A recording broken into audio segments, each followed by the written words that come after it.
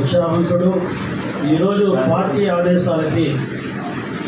ఆదేశించి కొన్ని పరిస్థితుల్లో మీకు టికెట్ ఇవ్వలేకపోతున్నాం. అప్పటికీ నియోజకవర్గంలో అభ్యర్థిగా ఆయన ఎమ్మెల్యేగా ఉండి పోరాడాడు.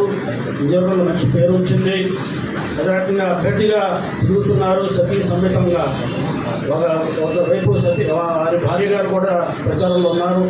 ప్రజలు కూడా మళ్ళీ గెలిపించాలి రామరాజు గారు అని అనుకునే తరుణంలో మొత్తం నియోజకవర్గంతా చుట్టి అందరికీ ఎవరికి ఏ రకంగా హామీలు ఇవ్వాలో, గ్రామ సమస్యలు ఏ ఉన్నాయో దాన్ని ఏ రకంగా తీర్చాలో అందరికీ సముచితంగా హామీలు ఇచ్చి అభయం ఇచ్చి ముందుకు సాగుతున్న తరుణంలో పార్టీ అలా కాదు, నీకు సముచిత న్యాయం చేస్తాం కాబట్టి ఇప్పుడు డబల్ త్రిపుల్ గారికి ఇవ్వాలి టికెట్ అని ఉద్దేశంతో ఆనాడు మరి రఘురామకృష్ణరాజు గారికి టికెట్ ఇచ్చినప్పుడు పార్టీ ఆదేశాన్ని నేను శిరస్థాయిస్తాను అని తాను మరి ఎంత ఇదిగా చూస్తున్న నియోజకవర్గాన్ని, క్యాడర్ని, పార్టీని, తన భవిష్యత్తును కూడా పణంగా పెట్టి పార్టీ ఆదేశానుసారంగా ఆ సీటును త్యాగం చేసిన ధీరుడు ఈరోజు పార్టీలో చంద్రబాబు నాయుడికి అత్యంత ప్రీతిపాత్రుడైన రామరాజు గారు.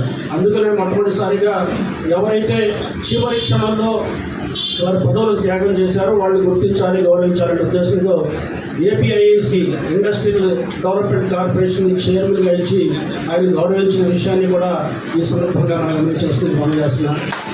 కాబట్టి ఈరోజు నర్సాపురం విషయాలు కొత్త కావు. నేను కూడా ముఖ్య